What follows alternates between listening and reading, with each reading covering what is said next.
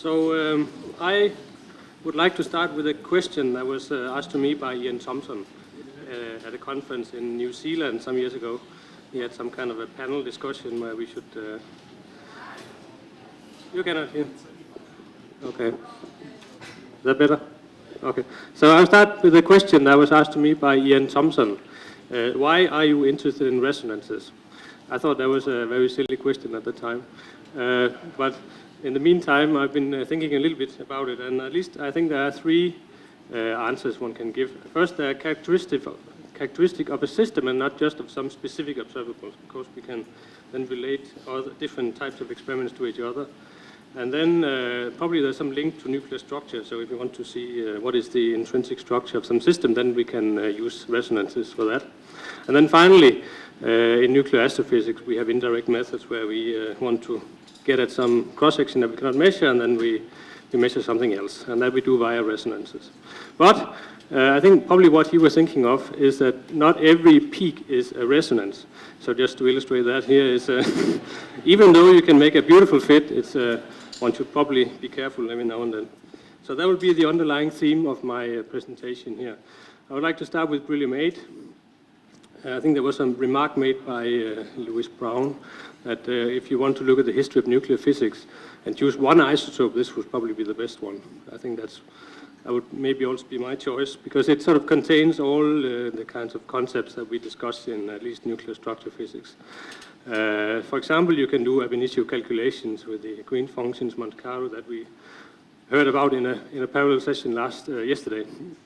So if you do that, you get the idea that this system, which entirely lives in the continuum, it has a structure of two alpha particles in this kind of structure. And then if you look at the resonances that one can discuss in this continuum, then there's a nice 0 plus, 2 plus, 4 plus, so that you would guess from such a very deformed structure like this. But what I would like to discuss is how do you then see this in different observables, and in particular in beta decay that I am doing a lot. So if you do beta decay, you can do boron 8, and then see how does that populate this continuum. This is a 2 plus state, and therefore you only will get the 2 plus part of this continuum. This has of course been done many times. Here are some data that we did in our collaboration. So here is as a function of the excitation energy in the continuum, so to speak, and then the number of events for the decay of boron 8. And here I've taken a picture from a paper by Warburton from '86 where he discussed this decay. And just to get the mindset that we always have when we discuss these kind of things, so this is an energy region of unresolved overlapping resonances. So we always have this idea, whatever we see is resonances. So I think this is quite typical of, I think, how most of us, at least experimentalists, think about these kind of things.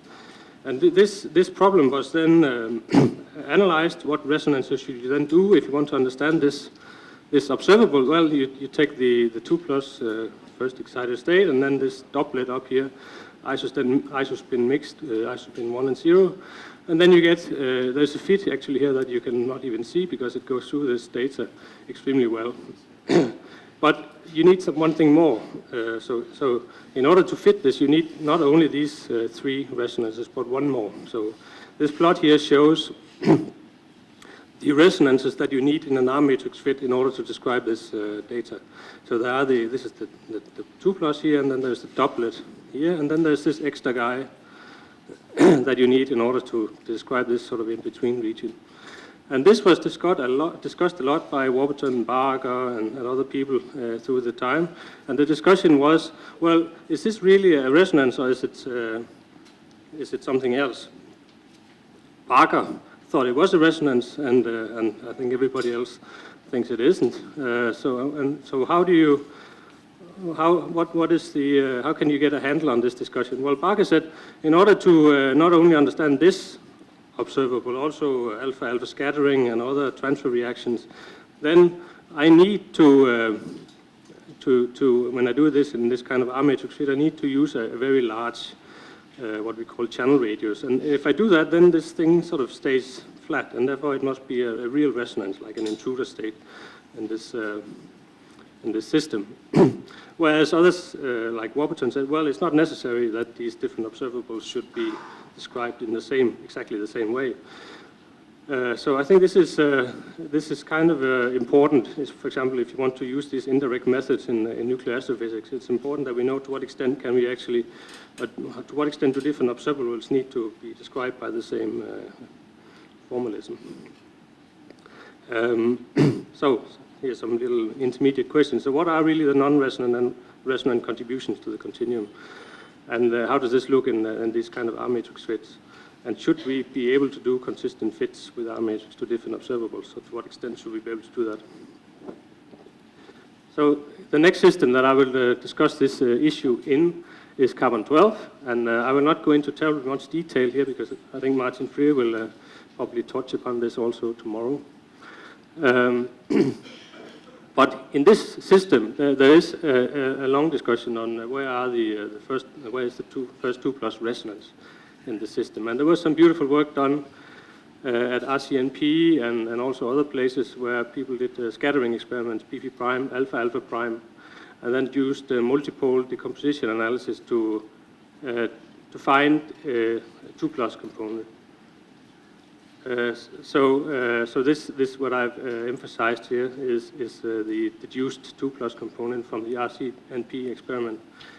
And if you look at all this data, then you can find that there is a consistent picture with some resonance. Well, you have to be a believer perhaps, but you can get this out at around this place.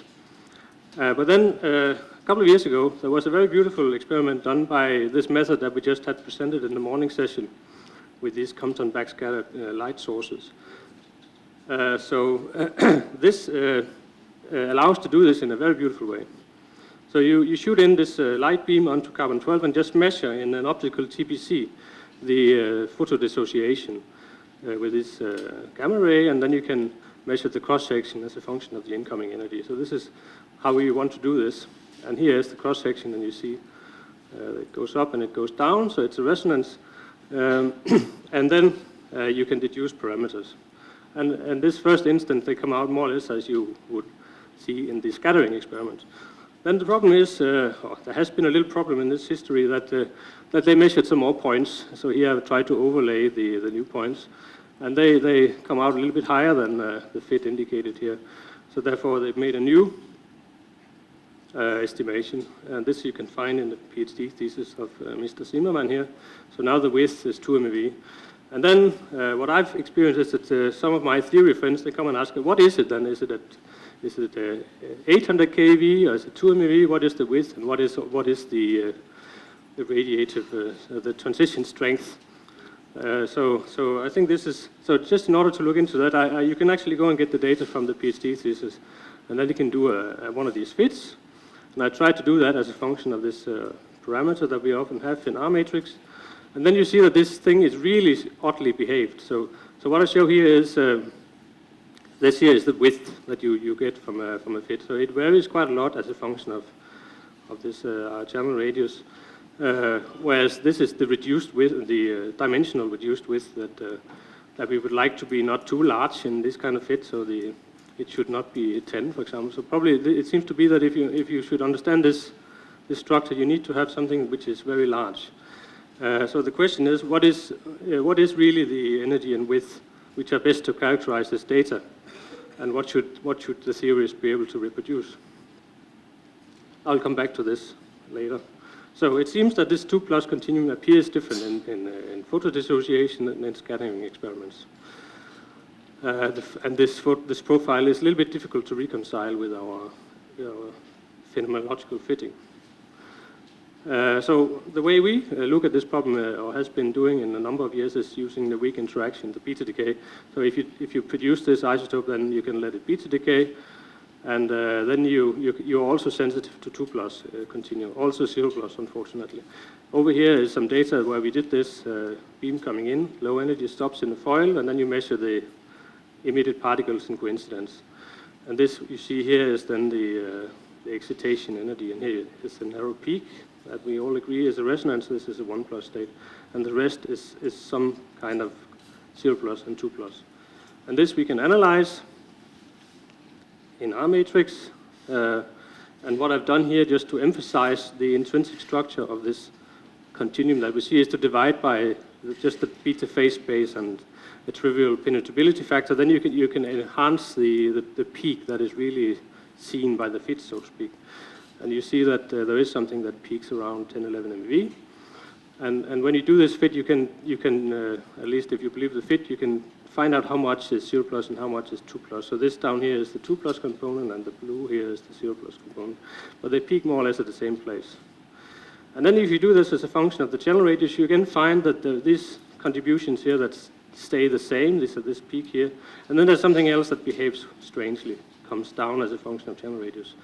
So again, you can ask, is that a resonance, or is it it's probably not a resonance. That's probably a non-resonance contribution directly to the continuum. So it's a bit strange. We don't see this thing that they see in the other experiments at lower energy. So beta-decay and scattering experiments see different continuum. That's probably because of nuclear structure. I'll come back to that. So just to finish this method off, we tried again last year, just about a year ago. And the idea we want to do, or what we have in mind, is to try to do something where we don't have to rely on these phenomenological fits in order to decompose this continuum. So it's unfortunately this is rotated a little bit. So again, the data is the same. So here is the narrow 1 plus state, and here's the continuum. But our setup now is shown here. It's much more complete. It's much more complete in two ways. These detectors, some of them are sensitive to beta particles and not only alpha particles. And then we have much more coverage. So what we have in mind is, in the first place, to analyze the angular correlation between the beta and the alpha, which is sensitive to the spin. So by doing that, bin by bin in excitation energy, we can then find out what is the contribution of the different spins in carbon-12 without much model dependence. So this we are looking forward to. This rotated picture here, you can see how this looks already in the first. So there is some, the blue is decays that go to the ground state polymerate, and the red here is decays that do not. So there is certainly some information in this angular correlation. The other idea we have is to use these Darlis plots. These are alphas. So by analyzing how these three alphas come out, again, energy by energy bin, we can again, they look different for different spins. And this picture here is just to show that if we do that, these are Darlis plots for different resonances that we have populated. And you see these very beautiful pictures, they look extremely different. And that's simply because the different spins have different ways of producing these Darlis plots. So this is a strong method that we can use. So just to make it, I want to bring these two methods together, the photodissociation from the Higgs experiment and the beta-decay. And this I think we can do by this third method that we have come up with. And that is to try to study this continuum again by another electromagnetic probe. Not coming from below and up, but from populating a resonance in a reaction, and then let that gamma decay, and then measure the population of the continuum. This is possible. It was done already in the past by people like Adelberger, for example. If you populate this 2 plus isospin 1 resonance, then he saw the population of these two narrow resonances in the continuum. You see here, this was measured with a germanium detector, and here are some peaks that correspond to those transitions. So what we want to do is not only look at these narrow resonances, but this broad continuum that we have seen in the beta-decay. So we do this at home in Aarhus. So we make this reaction, proton on boron 11, with a small accelerator here. And then instead of measuring the gamma decay, we measure the decay of the final state. So we measure the triple alpha decay of the population of the continuum after this gamma decay. This is shown here in the same kind of way as I showed for the beta decay. So here, as a function of the excitation energy in carbon-12, measured from the energy of the 3 alpha particles in coincidence, up here you see how the individual 3 alpha particles' energies are distributed. This line you see here are decays that go to the ground state of volume 8, and the rest here are then decays that do that. You see peaks down here. This peak here is the 3 minus state, and up here is the 1 plus state. These are the two states seen by Adelberger and friends, whereas this strong peak here was not actually seen by Adelberger. That's a bit strange, but the reason is that this is a wide, somewhat wide resonance. This is the 1 minus state, with a width of about 300 kV, which was not picked out by the germanium detector. And then what is interesting is that we don't only see these relatively narrow resonances, but there's also a full line here, which is sort of unresolved, and that is exactly the continuum that we were after. And the other important thing is that we see something here. This is the region where the photodissociation experiment sees a resonance, and then we also see something here, which is where we see something in the beta-decay. So by this method, we are actually able to prove, well, let me just say, if we compare the partial width seen by this method with what was done by Adelberger, then it fits very well for the states that he saw. We can also, of course, reduce transition strengths for these transitions. It can be compared to theory. So this is a little appetizer for Thomas Neff's presentation that will be the last in this session. So what we tried to get him to do is to calculate not only the beta decay, so the gamma-trailer distribution, but also the M1 decay of this isospin 1, 2+ state, and also the photodissociation. I think he'd done that already from the ground state. So I think these three pictures brings all these three experiments together. So you see there is this structure at low excitation energy, which is seen very strongly in the photodissociation, but very weakly in M1 and gamma-trailer. Whereas there's something that's seen strongly in the M1 and in gamma-trailer and M1, which is not seen so strongly in the photodissociation. But it's certainly seen. So the reason why the R-matrix fit doesn't work so well down here is probably that you need to include these other structures also, and then you get something which is wider, obviously, and easier to understand. Whereas for structure reasons, probably because this 2+ resonance is extremely clustered, it's not seen in the gamma-trailer and M1 very strongly. Those observables simply are not easy to able to pick up this very structured state with a high probability. Okay, so this is basically a conclusion that this other method seems to bring together with theory all the previous measurements. I think we now more or less understand what's going on with this long problem. So what I would like to spend the last couple of minutes, if I have some, is to say what we are doing to further use this method in Aarhus. So what we were doing is to try to not only populate this isospin 1, 2+ resonance, but there are other isospin 1 states that one can populate. And then these have different spins, obviously.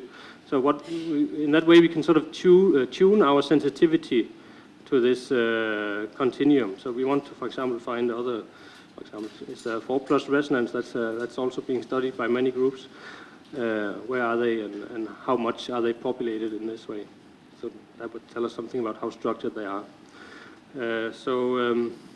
We have, to do that, upgraded our setup, so we have now much more coverage of detectors, so we have a higher chance of seeing these weak decays. So what I start with here is the 0+ isospin 1 resonance. What we've done is just a survey to begin with, so you shouldn't feel too depressed when you see the statistics. What we plan to do at the end of this year, or the rest of this year, is simply to measure these with much more beam time.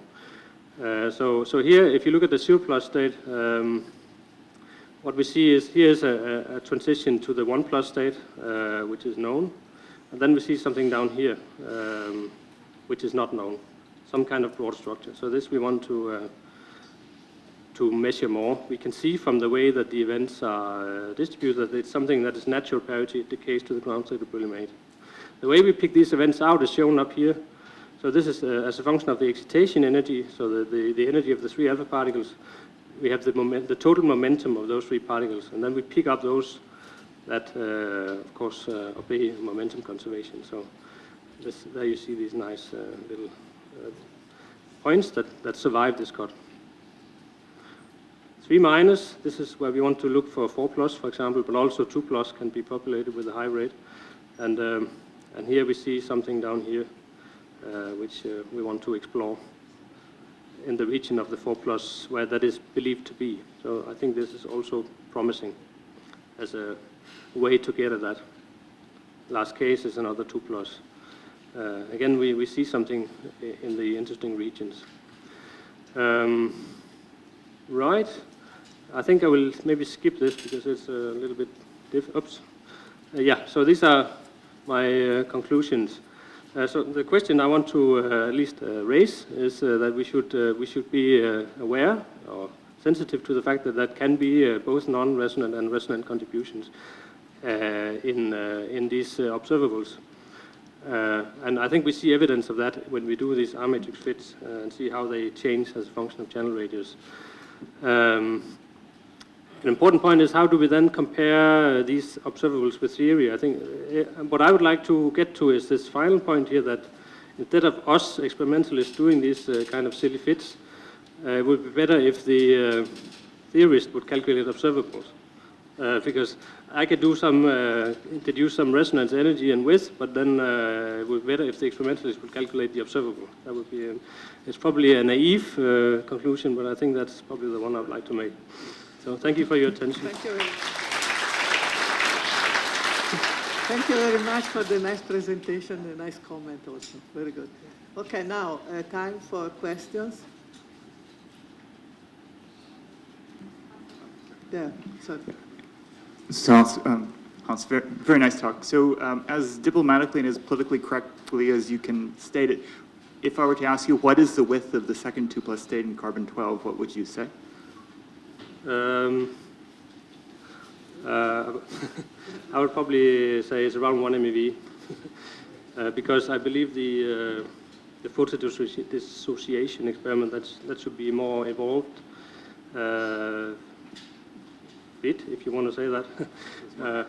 Yeah. So well, there's other resonances or other non-resonant. Maybe Thomas will tell us in his talk how he sees these other contributions. He would probably call them non-resonant contributions. So I believe if you put that in, you would get the wisdom in an armature fit at least would be smaller, something like what you see in the scattering experiment.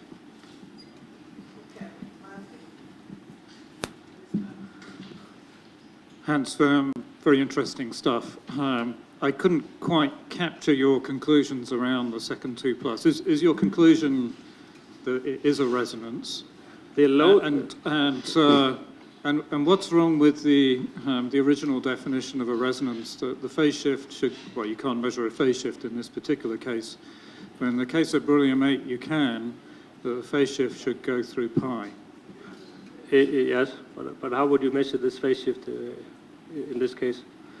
So I don't think there's anything wrong with this definition. That's so the first question, what my conclusion was on the 2+, the first 2+, I think it's where it's seen by the photodissociation and the scattering. I mean, it's at around 10 MeV. It's a good resonance, but I think that's something. I mean, if you ask an experimentalist, is it a resonance? I don't know whether it's easy to answer without theory, at least not in my opinion. So I think Thomas, when you ask him, he says that's a good resonance. So I believe that because he sees it as a pole in his S matrix, if you want. So, how can I observe a pole in an S matrix? I can't. I can see a cross section. So I would have to ask a theorist, in my opinion, or measure the phase shift, as you say. But I don't see an easy way to do that.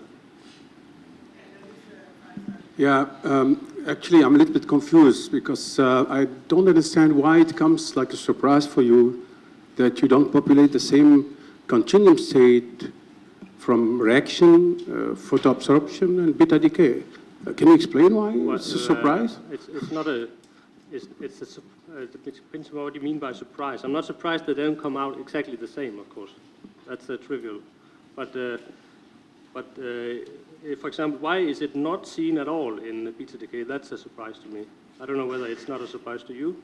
But for example, if you see the beta-decay, you populate the Hoyle state fairly nicely, which is believed to be a very strong clustered state. So if you guess from there, you would say, okay, why should the 2+ not be seen at all? This is different. What? Yeah, okay. Okay, so that surprises me. So, my question relates with the resonance and our matrix fix. So I'm wondering, what's the difference between a few body resonance and many body continuous resonances? So so may your measurement addresses many body resonance instead of few body resonances? So usually carbon-12 is 3 alphas and then one talk about 3 alpha resonances.